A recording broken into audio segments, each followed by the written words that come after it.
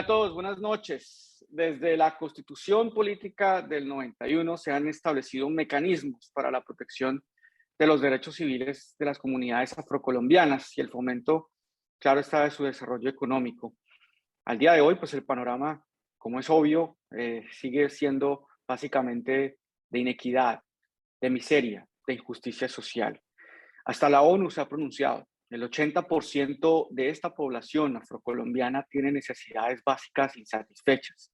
Vive en condiciones de extrema pobreza y el conflicto armado interno pues los ha forzado al desplazamiento o al confinamiento en sus territorios, agravando pues de esta forma la precaria situación que ya tienen, la precaria situación de sus derechos. Hay muchas cosas que hablar frente a la problemática. Hay otros contextos como la dinámica del conflicto interno, el racismo, la violencia intrafamiliar, la violencia de género, la migración de pueblo afro, abastecimiento de alimentos y productos de primera necesidad y falta de representación política. Para los que de pronto no saben, la comunidad afro, los afrocolombianos tienen derecho a 2 curules en la Cámara de Representantes. Esto, pues, a partir de la Constitución Política del 91, frente a esa idea de inclusión democrática propia de los valores de nuestra Carta Magna, se habló de una circunscripción especial que, según el artículo 176 de nuestra propia Constitución, sería establecida por la ley para asegurar la participación política de esos grupos étnicos y esas minorías políticas. Frente a ese planteamiento se creó la Ley 70 de 1993. En su artículo 66 se definió una circunscripción especial para las comunidades negras que aseguraba la elección de 2 curules. Sin embargo, pues este artículo fue declarado inexequible por la Corte Constitucional en 1996. Finalmente, la Ley 649 del 2001 se encargó de regular correctamente el artículo 176 y planteó reglas bajo las cuales se rige en Colombia la circunscripción especial para las comunidades negras. Estas curules normalmente han caído en el poderío de las casas políticas, de los partidos políticos tradicionales. Por eso es importantísimo que desde el progresismo se luche para obtener esta representación política, para ponerla en función de verdad de las necesidades de las comunidades afro. Para eso, pues hemos invitado hoy a Luis Ernesto Lave, líder social, defensor de derechos humanos y de territorio afro. Ha sido representante de minorías en escenarios internacionales, ha sido asesor del Consejo de Bogotá, también ha sido asesor del Congreso de la República, hace parte de la Alianza Latinoamericana del Decenio de los Afrodescendientes, con incidencia en el Consejo de Derechos Humanos de la Organización de Naciones Unidas, y en estos momentos es candidato a la Cámara de Representantes por la circunscripción de comunidades afro. Un placer saludarte, Luis. ¿Cómo estás? Buenas tardes, Beto. Gracias por esta invitación. Y aquí estamos luchando, avanzando en lo que tú acabas de comentar. Bueno, estamos en 2 luchas paralelas. Una se está definiendo quien nos va a representar en el foro para pueblos afrodescendientes en Naciones Unidas.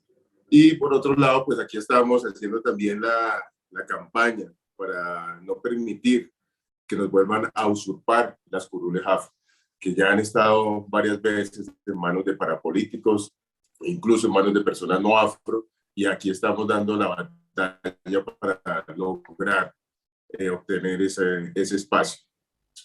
Gracias, Luis. Vamos a empezar por ahí, porque la gente vio en la miniatura por qué ponemos la cara de un personaje nefasto en la política como es María Fernanda Cabal. Y también ponemos la cara de un personajito, de alguien totalmente irrelevante en la política, pero gracias a la instrumentalización, gracias a María Fernanda Cabal, este personaje puede ser un representante de la Cámara que represente a la comunidad afro. Y esto presenta un riesgo enorme, enorme primero por el personaje, segundo por quien verdaderamente está detrás. Internamente, Luis, y también en los space y en diferentes escenarios ha expresado su preocupación. ¿Cuál es el riesgo de que no el Centro Democrático, sino María Fernanda Cabal y su títere se queden con esta curul. A la gente le digo, esto no es lo más importante de esta entrevista, lo más importante viene más adelante, son propuestas y necesidades, pero vamos a empezar por ahí. ¿Cuál es ese riesgo, Luis? Wow, es un tema que desde que este personaje anunció en noviembre del año pasado que iba a ser candidato a la Cámara de Representantes por la circunscripción Afro, y su anuncio fue porque es que no voy a permitir que la izquierda siga en esas curules. Ese fue el primer mensaje que él mandó. Después empieza a hablar, glifosato es lo que hay, glifosato es lo que viene. Y ahora está diciendo que va a armar a los líderes sociales en los territorios de la Colombia profunda. Entonces, ese es un mensaje que no es de él, es un mensaje que el que maneja ahí los hilos es María Fernanda Cabal. Ese es el mensaje, las mismas palabras. Dijo que también iba a acabar FECODE, ¿no? Claro, y aparte de eso que iba a acabar FECODE. Si hacemos un recuento de esto que él está hablando, son las mismas palabras de María Fernanda Cabal en cuerpo ajeno. Es eso, es una marioneta y María Fernanda Cabal es la que está moviendo los hilos. Y no se lo vamos a permitir. No vamos a permitir esa ofensa. María Fernanda Cabal, no le vamos a permitir esta ofensa al pueblo negro. Yo, Luis Ernesto Lave, no se lo voy a permitir. No voy a permitir que después de todo lo que han hecho ustedes, el desplazamiento que han generado en nuestros territorios, la violencia que han generado en nuestros territorios, pretendan usurpar la curul afro, que ese es el nombre, o es una usurpación en cuerpo ajeno, y esa usurpación es tan grave porque automáticamente, cuando se logra esa curul, se da personería jurídica como partido político. Y nosotros sabemos, o sea, se crea un partido político. Se crea un partido político. Se crea un partido político. Si saquen 20.000, 30.000, los que ganen en esa curul, que son 2 curules, no vamos a permitir que gane ninguna. Pero si llega a ganar una curul de estas, automáticamente María Fernanda Cabal tiene un partido político. Y es un partido político no para los pueblos afro, que es la esencia de esa curul, que es para fortalecer políticamente el nivel organizativo de la población afro, sino que sabemos que la va a utilizar como maquinaria, porque ella sí maneja una maquinaria muy fuerte. Detrás de ella pues está su marido parapolítico, Laforí, que todos lo sabemos y que no ha dado la cara en estos procesos y que ha destruido nuestros territorios, sobre todo en la región donde ellos han hecho más incidencia con su empresa. Entonces, ella está dolida porque en el Centro Democrático prácticamente le anuló su espacio a la presidencia. Entonces, ustedes se imaginan a María Fernanda Cabal con un partido en el 2023 avalando candidatos a gobernaciones, avalando candidatos a alcaldías, avalando candidatos a consejos, avalando candidatos a asambleas para fortalecerse políticamente y en el 2026 ser ella la candidata a la presidencia con una maquinaria de corrupción, de ultraderecha, de fascismo. Eso sería acabar prácticamente con las curules afro. Si las curules afro las van a tomar para eso, deberíamos acabarlas. Y por eso no le vamos a permitir, María Fernanda Cabal, que a través de su títere nos pretenda robar nuestro espacio de representación política en el Congreso de la República.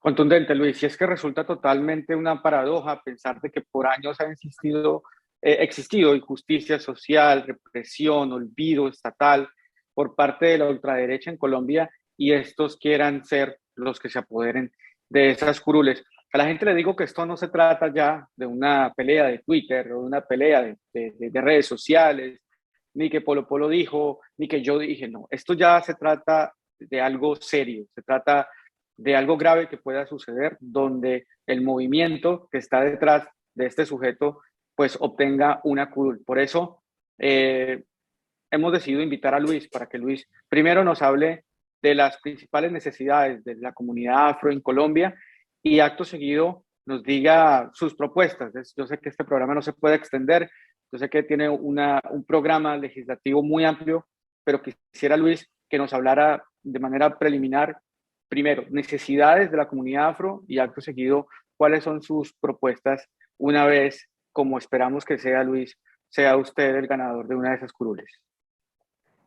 Bueno, las necesidades de la población afro han estado enmarcadas en el racismo estructural. Y el racismo estructural no es más que la forma en que el país se ha construido, que se ha construido desde el centro y se ha olvidado de las periferias, se ha olvidado de las regiones apartadas y de la forma en que viven las personas que estamos en las regiones apartadas.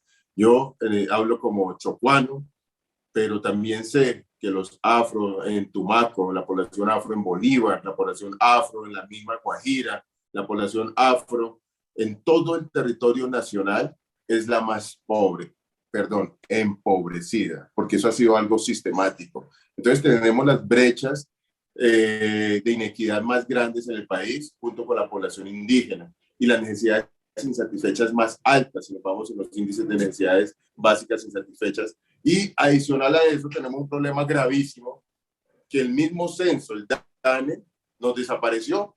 No sabemos de qué forma pasamos nosotros de ser 4.600.000 y ahora dicen que somos 2.900.000. Entonces, ¿qué pasa con todo más de 1.900.000 afros que desapareció el DANE? ¿Con qué interés lo hacen? Con el interés de recortar los presupuestos de ejecución hacia nuestros pueblos. Tenemos las dificultades que no han cumplido los acuerdos del paro cívico del Chocó, no han cumplido los acuerdos del paro cívico de Buenaventura. Y tenemos también las grandes dificultades que todavía quieren imponer megaproyectos en nuestros territorios sin hacer consulta previa. Y lo que hacen es expropiación real, porque eso sí es expropiación, que hacen un desplazamiento y después decir que no hay con quién hacer consulta previa, matan líderes, desplazan líderes y amenazan líderes, exilian a la gente por salvaguardar su vida, pero ellos es para quedarse con el territorio. Entonces, esas cosas son las que estamos viviendo nosotros, el pueblo afro, que adicional a esto, pues ha habido una migración muy fuerte, no solamente al exterior, sino que también, por ejemplo, en las grandes ciudades del país, estamos hablando de Bogotá, Cali, Medellín, incluso en la costa Caribe, estamos viendo asentamientos de población afro que vienen desplazados por esa misma violencia que ha generado en el territorio, porque en nuestro territorio todavía no hay paz. Ese tema del acuerdo de paz en nuestros territorios no ha pasado. Entonces, en Tumaco, en el Chocó, en Barbacoas, en todos los lugares donde predomina la población afro, sigue todavía esa violencia y sigue todavía la guerra. Y la guerra está cada vez más fuerte. Entonces, la gente sale desplazada a lugares que son los cordones prácticamente de miseria de las grandes ciudades, a mendigar en los semáforos, a vivir del racismo, o sea, a encontrarse el muro grande de llegar a una selva de cemento y encontrar el racismo, la exclusión, la discriminación, la falta de oportunidades. Ni siquiera los estudiantes. Los estudiantes han tenido un problema durísimo porque vienen de un lugar a otro donde la formación no ha sido la mejor y no ha sido competitiva con lo que se vive en las ciudades, y se llama un desplazamiento educativo también, porque llegan buscando oportunidades a las universidades, y cuando llegan a las universidades se dan cuenta que no están al mismo nivel y empieza la deserción y el abandono.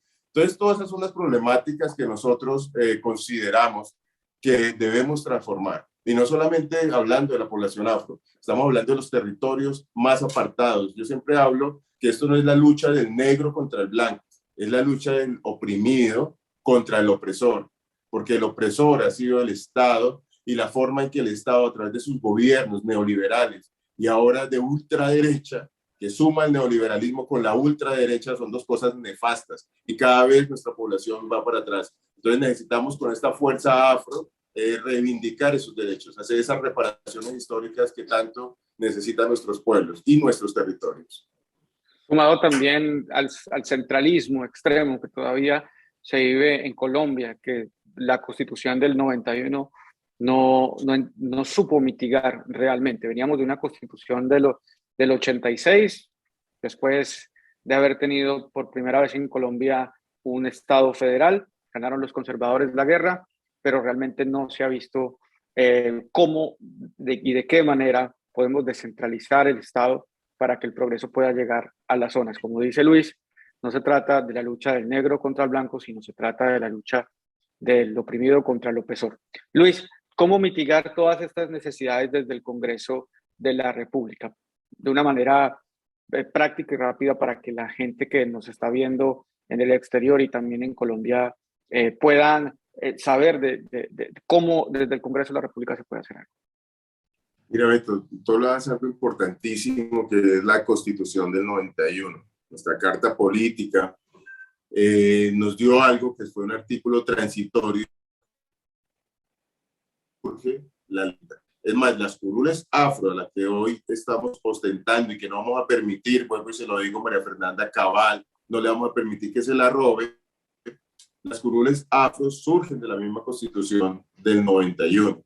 Y ahí surge la Ley 70, que prácticamente es como la constitución para fortalecer a los pueblos negros, que es la ley de comunidades negras, para fortalecer a los pueblos negros en los territorios, o a los pueblos afrodescendientes en los territorios. Y la Ley 70 se promulgó en el año 1993, 2 años después de la Constitución del 91. O sea, ya estamos hablando de 30 años de la Ley 70 y no se ha implementado la Ley 70. Necesitamos una implementación real, porque ahí en la Ley 70 está todos los temas de las problemáticas que hoy no han querido superar, las problemáticas mineras, las problemáticas de territorio, las problemáticas de desarrollo social, económico. Ahí están todas las problemáticas consagradas en la Ley 70, que hay que hacerle unos cambios, porque en la época cuando se habló de la Ley 70, la mayoría del pueblo negro, la población afro, estaba en los territorios. Hoy, por todo lo que yo les acabo de comentar, y la ley del miedo y esa ley de seguridad democrática de Álvaro Uribe Vélez, lo que hizo fue desplazar a nuestra gente. Ya nuestra gente no puede estar en los territorios.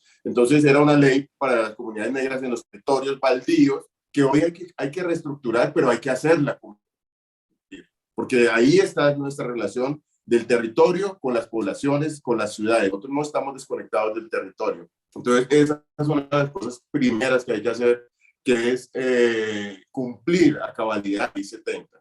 Dos, necesitamos hacer una política de reparación histórica.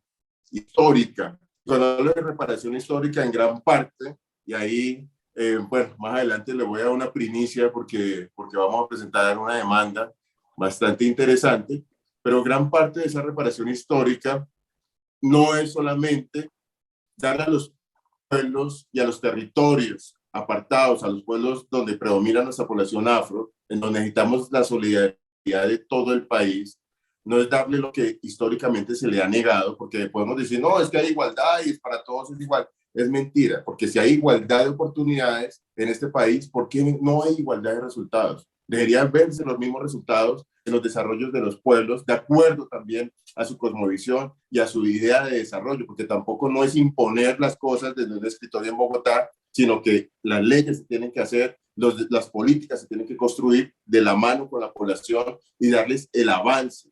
¿Sí? Nosotros no somos unos niños ni estamos mendigando, tenemos las capacidades para desarrollar territorios también de acuerdo que requieren sus territorios, no que nos dejen de guardabosques únicamente, y que muy bonito allá el Chocó y muy bonito hay que cuidar los ríos, y los ríos están totalmente sedimentados porque las grandes empresas mineras están así, a ellos sí les dan las concesiones mineras, ellos sí están destruyendo el territorio, ellos sí están usando incluso mercurio, y a ellos no les dicen nada porque tienen el aval del gobierno nacional, y con nosotros, entonces somos los delincuentes, somos los, bueno, está toda la persecución. Entonces hay que darle una vuelta a todo esto y hay que construir desde la ciudad, desde los territorios. Hay que construir desde los territorios para fortalecimiento de nuestras políticas reales para el desarrollo de la población negra, afrocolombiana, raizal y palenquera. Porque cuando hablamos de raizales estamos hablando de los hermanos de San Andrés. Miren cómo están los hermanos de San Andrés. Y ellos son una población afro. Sí.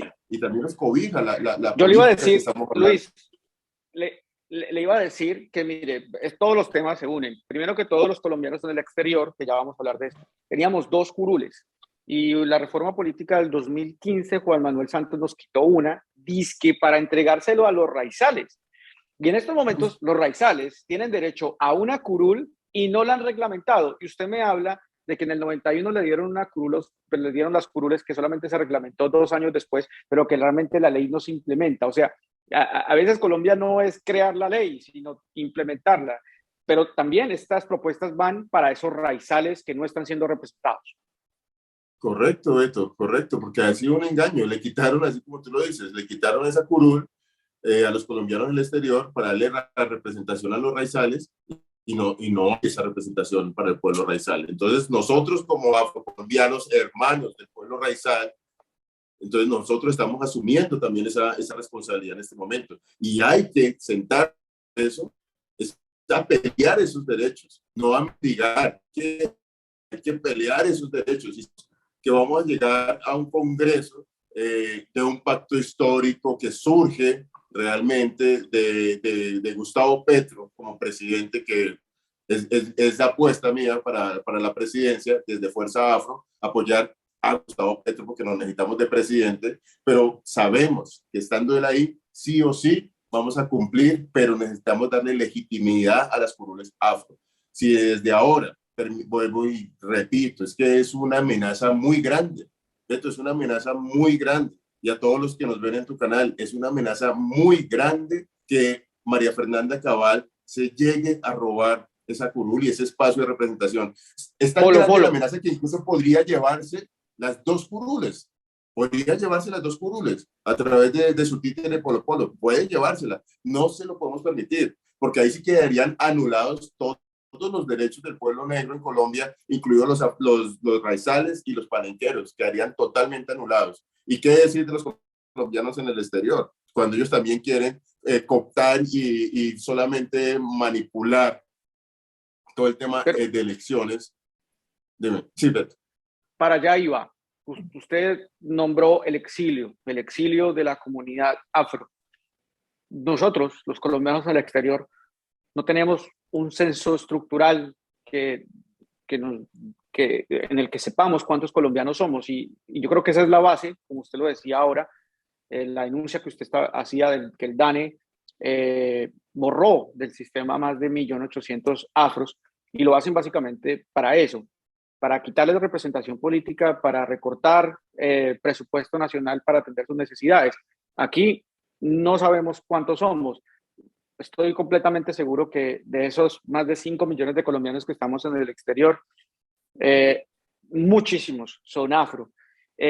¿Usted qué propuestas tiene para ellos? Y yo sé también para los demás colombianos en el exterior, porque usted será un representante más en la Cámara, donde usted obviamente va a tener una colectividad que va a apoyar unos proyectos de actos legislativos estructurales que cambien no solamente la situación de los afros, sino en general de todo el país. Pero para los colombianos en el exterior, ¿cuál es su propuesta, Luis? Mira, primero, toda mi solidaridad con los colombianos en el exterior, porque yo he tenido que vivir en el exilio también. En varias ocasiones me ha tocado salir corriendo del país, huyendo de amenazas. Y sé que no es fácil, sé que no es fácil. Sé que se vive y que se sufre desde los climas hasta la alimentación y sobre todo estar lejos de la familia. Entonces, les expreso toda mi solidaridad, mi cariño y mis respetos, porque son unos valientes, Beto. Usted es un valiente, hermano. Usted ha hecho cosas desde allá, arriesgando incluso poder permanecer en el país, está perseguido, estando fuera del país. Sale uno perseguido en su país y lo persiguen en otro país. Eso es doloroso y lo felicito, Beto. Lo felicito de todo corazón. Y a todas las personas que están en el exterior en esta situación, les digo que en mí encuentran una persona que conoce lo que han vivido, porque también me ha pasado. Y sé que muchas personas a veces no se registran en un consulado para votar por la misma situación que se ha vivido para salir del país. Entonces, cuando te registras automáticamente entras al sistema nuevamente de información y ahí pues vienen ciertas situaciones también de riesgo. Entonces, es perder el miedo y ayudarnos a hacer esa transformación. Desde afuera se puede hacer muchas cosas con esa valentía que ustedes lo han venido haciendo. Desde afuera nos han ayudado muchísimo, debemos seguir en eso. Pero una cosa que sí hay que reclamar, por ejemplo, lo está haciendo el Partido Comunes, lo vi en una propuesta del senador Gallo. Ellos están hablando de que la mayoría de los colombianos en el exterior son víctimas. Por ejemplo, ¿por qué no hay una curul de esas víctimas en colombianos en el exterior? Porque hay que aumentar la representación, pero hay que aumentar esa representación de los colombianos en el exterior, de acuerdo también a las situaciones que nos ha tocado, o a los que están ahora en el exilio, que les ha tocado salir. Y hay muchos que han salido como víctimas. Entonces, esas curules de víctimas, sí o sí, debe haber una curul para los colombianos en el exterior. Ahora hablando de la población afro, por la misma situación de migración, en busca de oportunidades, huyendo de la pobreza y de la violencia, Buenaventura, ¿cuánta gente no sale en esos barcos de polizones y están en Nueva York y ahí Queens. están soportando? Esas personas también deben ser visibles y tienen que ser representadas desde el exterior. Y para lograr eso, yo los invito a que me apoyen acá para poderles abrir esos espacios allá, porque eso son cosas que la gente no las ha dicho, porque mucha gente lo ve desde el centralismo de Bogotá, pero no están considerando todos los aportes que ustedes están haciendo al país.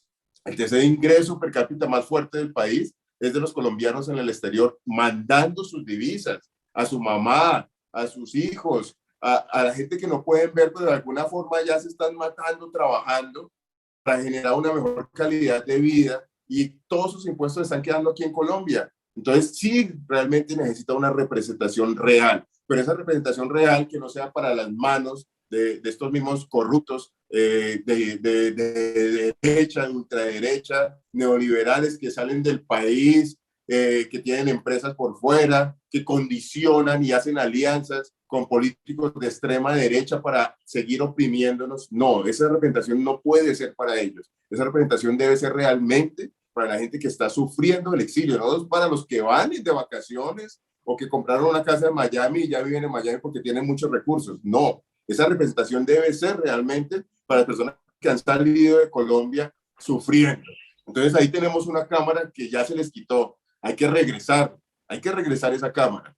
Hay que darle una cámara a las víctimas en el exterior, porque allá hay víctimas. Y si podemos mirar el tema de reafirmar también una cámara afro para los afro, porque es que yo estoy seguro que la mayoría de la población negra, bueno, la población migrante de colombianos en el exterior, considero yo que más o menos un 30% es población afrodescendiente y que tampoco está en el censo. Entonces, esas son propuestas, Beto, que nosotros necesitamos reforzar. Y vuelvo y digo, de parte mía, cuenten con todo el respaldo, con todo el apoyo, porque lo he vivido. Entonces, lo entiendo de todo corazón y necesitamos sacar eso adelante. Me tiene gratamente sorprendido, Luis, el conocimiento de la problemática de la poca representación política. Mucha gente pensará que, es que ustedes resumen los problemas del país en curules. No, lo que pasa es que desde el Congreso de la República, mediante la representación de esas circunscripciones, es que los legisladores trabajan por los pueblos. Si no hay representación política, pues va a ser una zona olvidada, como históricamente es. Los afros no tienen representación en el Senado, por ejemplo, pero sí lo tienen los indígenas. Y los indígenas apenas tienen dos.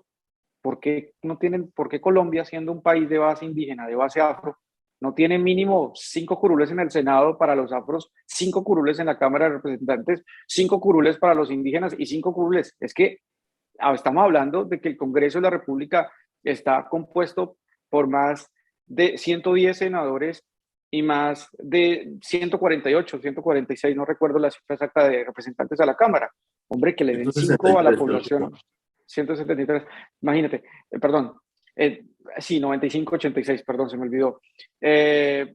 Entonces, ¿por qué no tener una representación amplia de la base cultural y raizal del país? Realmente es increíble. Pero Luis, vamos avanzando porque tengo poco, tú tienes poco tiempo, tienes que atender otros compromisos. Hablando de la parte internacional, una persona que me inspiró a ir a la CIDH, he ido muchas veces a interponer recursos para los líderes sociales, debo decir que fuiste tú. Frecuentemente hablas de la CIDH, de la ONU, que el Congreso de los Estados Unidos, que los congresistas del Escuadrón. ¿Qué pasa en esas reuniones tan importantes y por qué son fundamentales para el país y para las comunidades afro? Beto, porque esas incidencias políticas nosotros de social, porque somos líderes sociales, debemos influir en decisiones o incidir en decisiones políticas. No somos líderes sociales solamente para que nos vean protestando, sino que hay que, en el momento de incidencia, también hay que llevar esa voz que muchas personas no tienen, cómo expresarlo, ya sea por temor o porque no se le facilitan los medios. A nosotros, de acuerdo a las organizaciones con las que yo he venido trabajando en más de 20 años en esta lucha social, se nos han abierto esas puertas en la Comisión Interamericana de Derechos Humanos y hay una credibilidad, porque ya hemos liderado varias audiencias, no solamente hemos llegado a pedir medidas cautelares y hacer denuncias de lo que está sucediendo a nuestros pueblos, sino que también hacemos audiencias públicas, audiencias donde se sienta al gobierno, la CIDH sienta al gobierno y nos sienta a nosotros y nos tenemos que enfrentar casi que en un juicio que nosotros le estamos solicitando a la CIDH que haga en contra del gobierno nacional o en contra del gobierno colombiano por desatender o por las situaciones que han puesto nuestras vidas en peligro, que es generalmente lo que siempre estamos llevando a la Comisión Interamericana de Derechos Humanos. Al liderar todo este tipo de audiencias, pues se generan otros espacios, por ejemplo, en Naciones Unidas. Naciones Unidas también, tanto en Nueva York como en su sede en Ginebra, sobre todo en el Consejo de Derechos Humanos, se debaten todas estas problemáticas. Constantemente se están debatiendo todas estas problemáticas y las estamos nosotros pues liderando, porque hay ese reconocimiento. Hemos logrado también la confianza de los líderes. Por ejemplo, yo soy vocero internacional del Comité del Paro Cívico por la Salvación y la Dignidad del Chocó. Hemos liderado audiencia junto con Leiner Palacios, un gran líder, hoy comisionado de la verdad, y con quien hemos trabajado de la mano. Hemos llegado allá a denunciar. Hemos liderado audiencias con la compañera Marta Peralta del Maíz, también a denunciar los asesinatos a los líderes sociales y a los líderes políticos que estamos en la oposición a este gobierno. Entonces, todo eso nos abre una ventana de posibilidades para seguir. A ver, porque el resultado de esto cuando lo hacemos es casi que inmediato. Cuando hay esa presión internacional, hay un resultado en Colombia. Deben sí o sí generar una acción.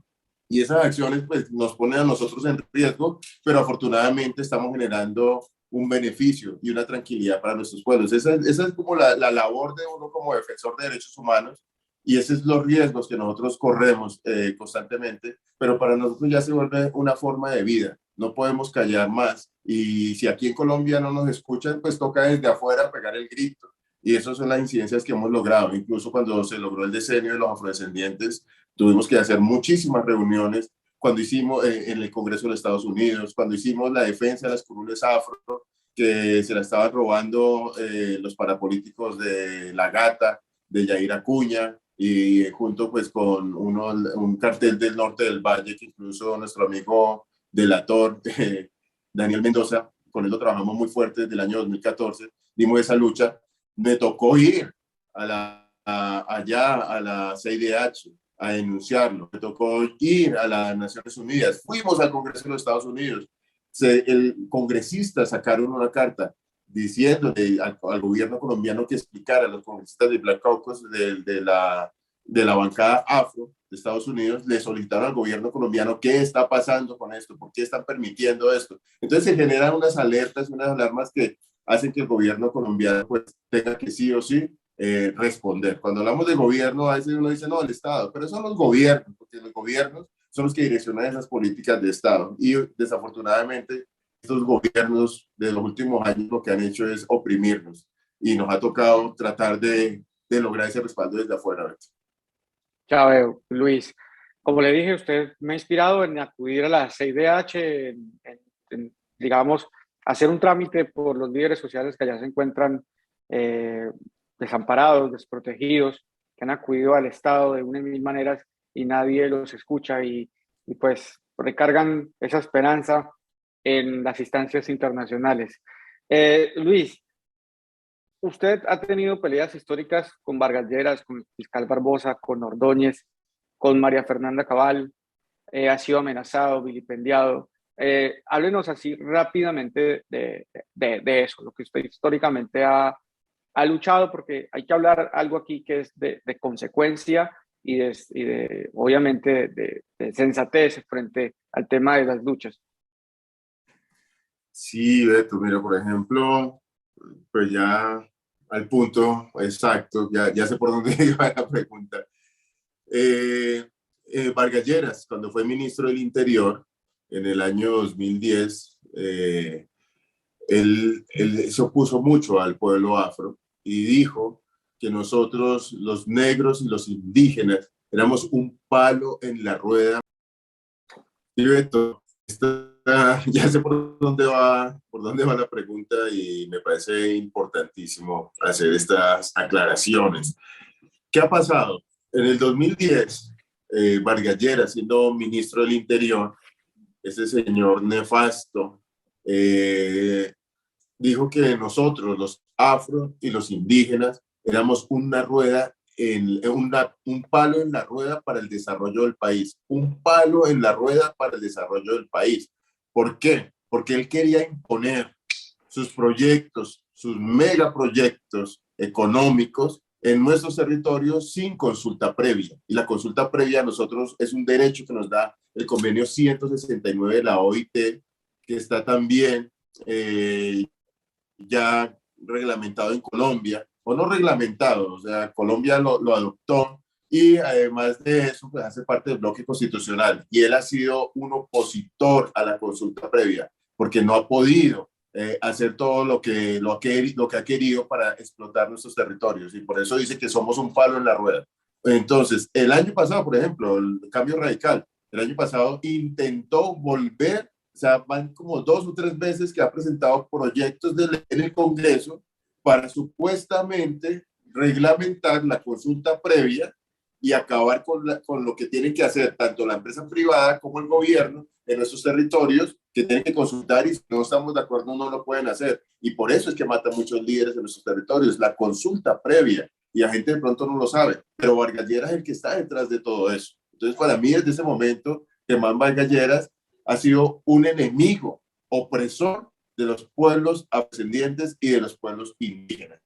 Cada vez que yo veo que él está metido en algo que nos afecte, debo salir y debo reclamar y debo decírselo y debo buscar los medios como muchas veces lo he hecho. Entonces, a nivel internacional como a nivel nacional, lo he hecho y lo seguiré.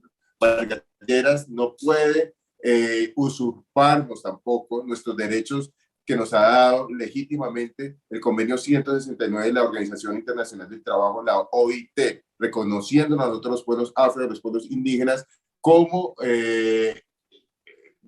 garantes de nuestros territorios. ¿No? O sea, ellos no pueden entrar sin hablar primero con nosotros a nuestros territorios. Entonces, ahí sí, mientras Vargas Lleras siga en eso, ahí va a estar Olave cada vez oponiéndose, porque sí seré un palo en la rueda para el desarrollo neoliberal de destrucción de nuestros territorios. No se lo vamos a permitir y yo no se lo voy a permitir, Vargas Lleras.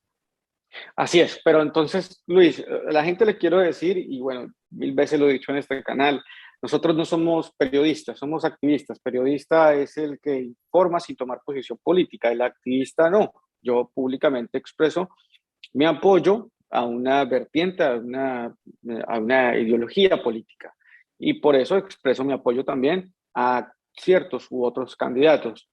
Pero sin embargo, tengo que, en pro de la información y en esta tarea que nosotros hacemos, indagar y preguntar. A usted lo han querido legitimar, Luis, con unas fotos y hablando de Cambio Radical y Vargas Lleras, que fueron los que verdaderamente, digamos, empujaron políticamente a la señora, también con el señor Rodrigo Lara, a la gobernadora de La Guajira, la señora Oneida Pinto, judicializada y detenida por casos de corrupción. Pero usted la llevó ante la CIDH, la ayudó y bueno, han querido sacar fuera de contexto todo eso, lo han querido, digamos, incriminar con la señora. Yo le doy el espacio acá a Luis para que le explique a esas personas realmente cuál fue su vínculo con la señora Oneida Pinto. Sí, Beto, primero decirte que hay unas denuncias ya que me ha tocado interponer porque ya están abusando y metiéndose con mi buen nombre y también con mi trabajo y me han puesto incluso en riesgo y bueno, muchísimas situaciones que ya están en conocimiento de la fiscalía, pero bueno, ahí están. ¿Qué pasó? En el 2000, creo que fue 2017, la señora Pinto, a través de un periodista afrocolombiano, ya no la conocía, me buscaron porque pues yo venía liderando toda la defensa de las comunidades afro y a nivel internacional, entonces pues eso generó cierto renombre por lo que te digo, y sabía también de mi oposición a Germán Vargas Lleras.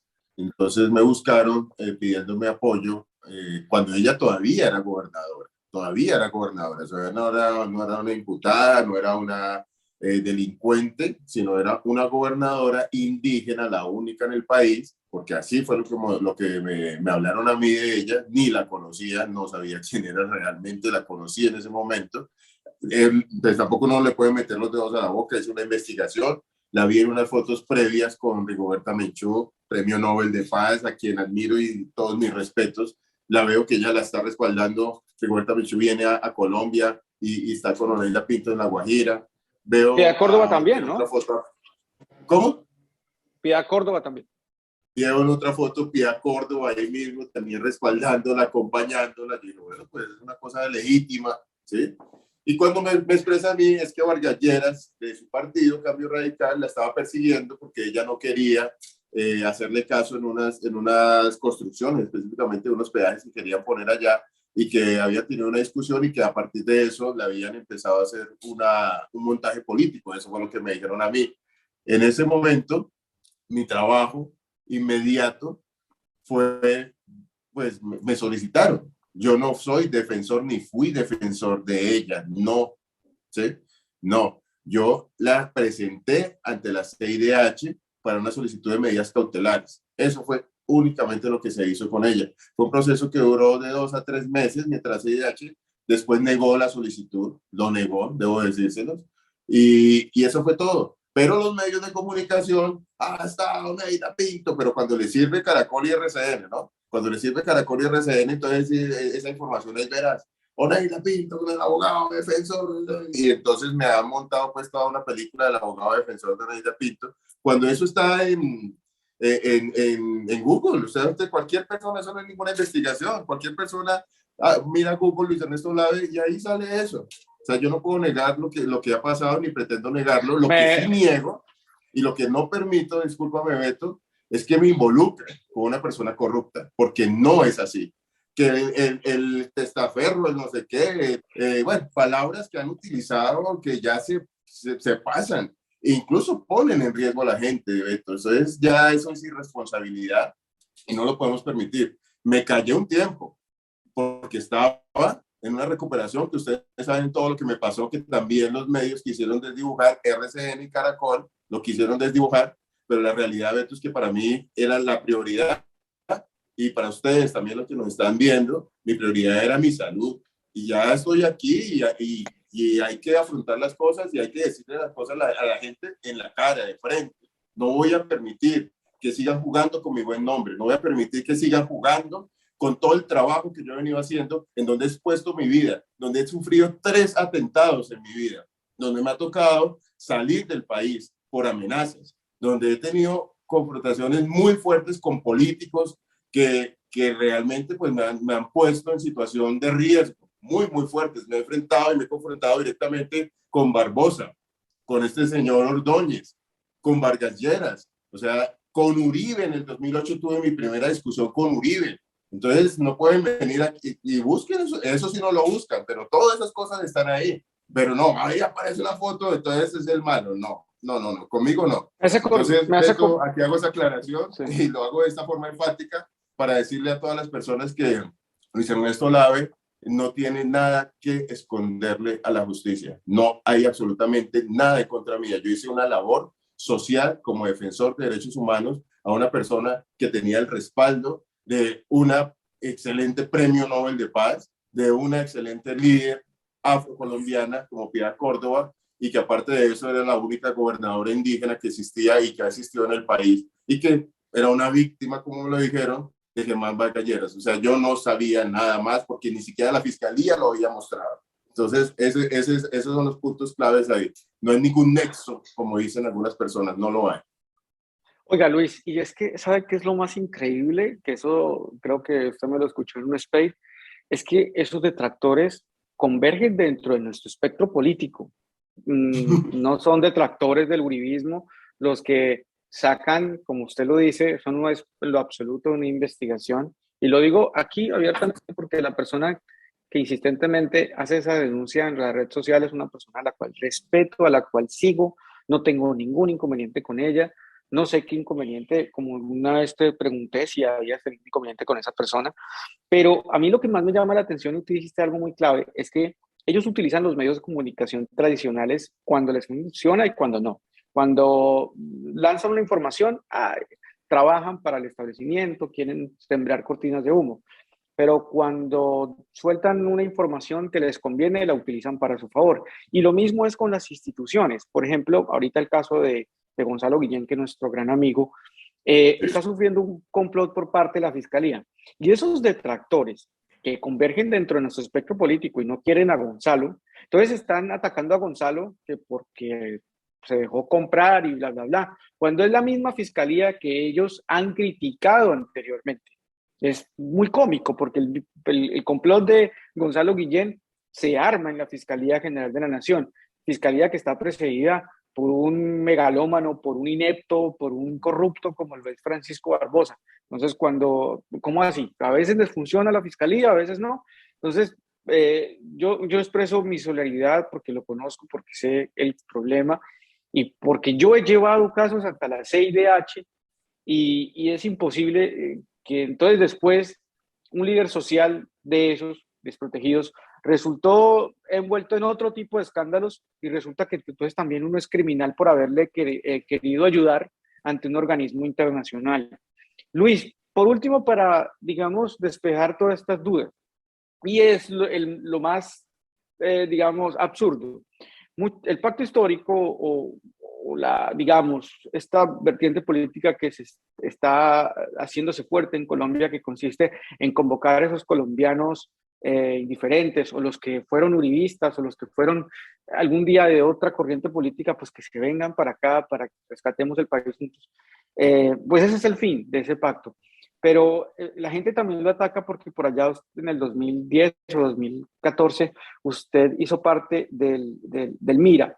Eh, Quiero decir abiertamente que conozco un proyecto de ley que usted radicó, pero ¿qué tiene para decirles a esas personas que porque usted estuvo en un partido político, pero al mismo tiempo aceptan a otros candidatos como, señor, perdón, a otros personajes políticos que han trabajado por la paz, que han sido antiuribistas y de una manera eh, escalonada, no de la noche a la mañana, que se volvieron antiuribistas, no, como son Roy Barreras y el señor Benedetti?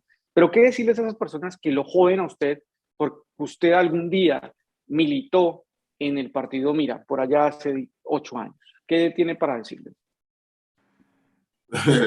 A ver, Beto, el momento en el que yo estuve y lo que tienen que mirar no es si estuve en el MIRA, sino lo que hice estando en el MIRA. Esa es mi hoja de vida. Y a mí los líderes afronacionales, todos me conocen y todos saben que yo estuve en el MIRA. Pregúntenle a Francia Márquez. Y no lo saben de ahora, lo saben de siempre, porque nosotros, como se los dije en un trino hace poco, no nos pongan a pelear que nosotros somos hermanos. O sea, nosotros nos conocemos todos, porque hemos venido haciendo las luchas, todos. Entonces, mi propuesta en el MIRA fue una ley, cuando fui candidato al Senado por el MIRA, fue una ley que penalizara el racismo y la discriminación racial. Y otra ley para promover la igualdad de oportunidades para los pueblos afrodescendientes. Esas eran mis propuestas y pueden mirarlas. Entonces, sacan la camiseta y sacan una bandera, pero no sacan las propuestas de las que yo estaba hablando. ¿Sí? No sacan las propuestas de lo que yo estaba hablando. Y sin haber ganado, porque no gané, ¿sí? Y tengo que decirlo, me utilizaron, sí, me pusieron a cargar ladrillos, ¿sí? Pero yo lo hice por tener un respaldo para lograr un beneficio político para el pueblo afrodescendiente. Y la gente afro lo sabe y la gente afro lo reconoce. Y la gente afro lo ha agradecido, a tal punto que incluso cuando se sacó la ley de penalización del racismo y las discriminaciones, me hicieron un reconocimiento público. Las organizaciones afro me hicieron un reconocimiento, las más importantes del país me hicieron un reconocimiento público. Después, bueno, son cosas que la gente de pronto son nuevos en todos estos temas y entran y ven un logo y ya satanizan, pero no. Logramos la ley antidiscriminación. Si soy congresista, yo la entregué escrita al MIRA. La radicaron en el Congreso, ley 008, proyecto de ley 008 de 2010, se radicó en el Congreso. El 20 de julio de 2010 se radicó ese proyecto de ley 008, búsquenlo en la Gaceta del Congreso. Quien escribió ese proyecto de ley, Luis Ernesto Lave. Después, hablen con los congresistas que fueron ponentes, que ahí está toda la historia. ¿Quién era el que iba todos los días al Congreso a hablar con los congresistas y a decirles, oiga, necesito que voten esta ley, aquí estamos los afros, llevamos una comitiva, recogimos 53,000 firmas, busca Beto, hay una 2011, a principios de 2011, no estoy seguro, pero aparece un video que dice Afroamigo Santos, porque empezamos a liderar una campaña que se llamaba Afroamigo, que muchas personas nos ayudaran a firmar para que el Congreso votara a favor del proyecto de ley. Y en ese momento de esa reunión le entregamos a Juan Manuel Santos, que fue en Cali, con los principales de más de 800 líderes afro del país, reunidos ahí en Cali con Juan Manuel Santos, le entregamos 10,000 firmas en ese momento. Yo personalmente se las entregué solicitando el respaldo para sacar el proyecto de ley de que penaliza el racismo en Colombia. Finalmente eso se radicó con 53,000 firmas en el Congreso de la República. Y eso fue un trabajo liderado, ¿sí? Por una propuesta que se hizo cuando yo fui candidato en el MIRA.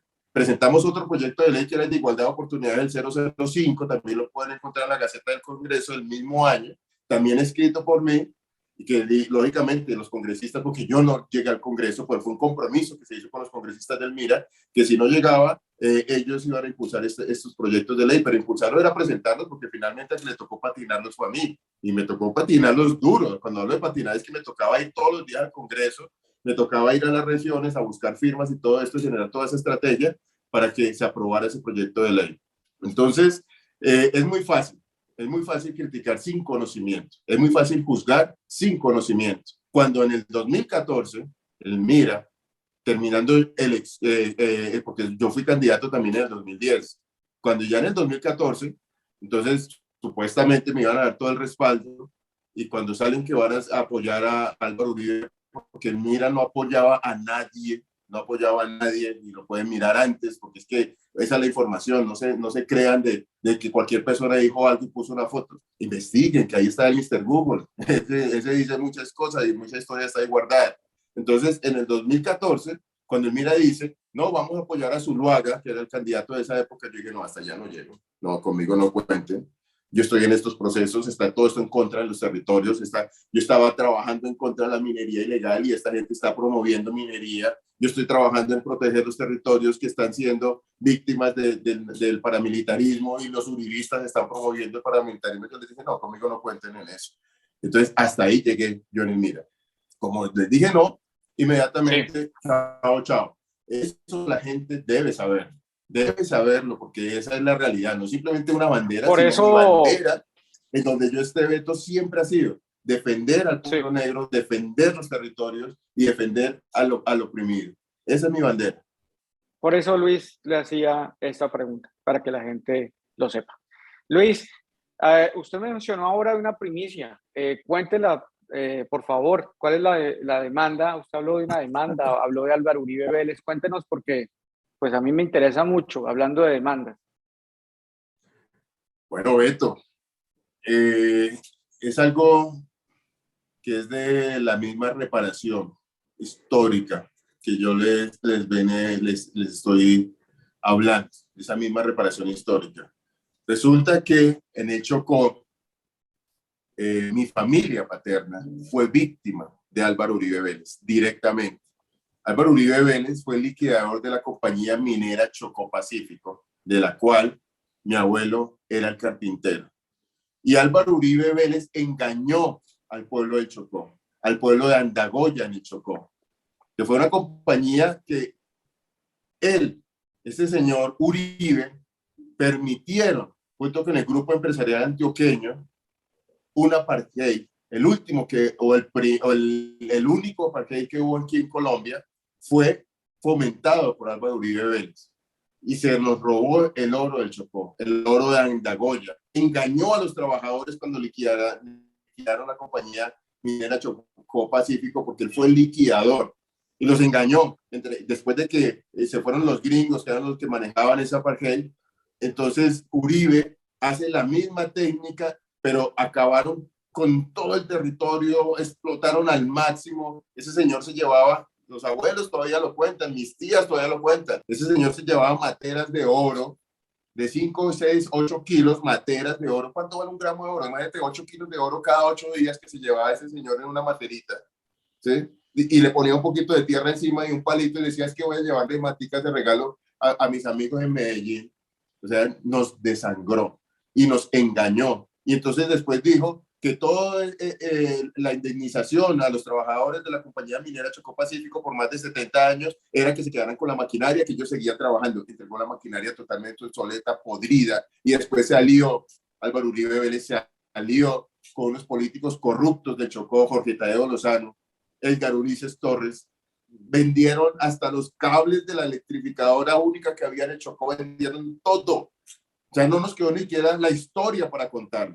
Ahí está la memoria histórica de nuestros abuelos y de las personas mayores que todavía nos cuentan lo que sufrieron. Uribe debe responder por eso y lo vamos a demandar. Y vamos a hacer una demanda de reparación específicamente a Álvaro Uribe Vélez, que debe responderle al pueblo chocuano con esto. Y esa demanda tuvimos la oportunidad de debatir esto con el abogado Miguel Ángel del Río y la vamos a presentar conjuntamente con Miguel Ángel del Río y con Gonzalo Guillén, que nos va a hacer un acompañamiento para hacer todo este reportaje. Entonces, eso es lo que viene.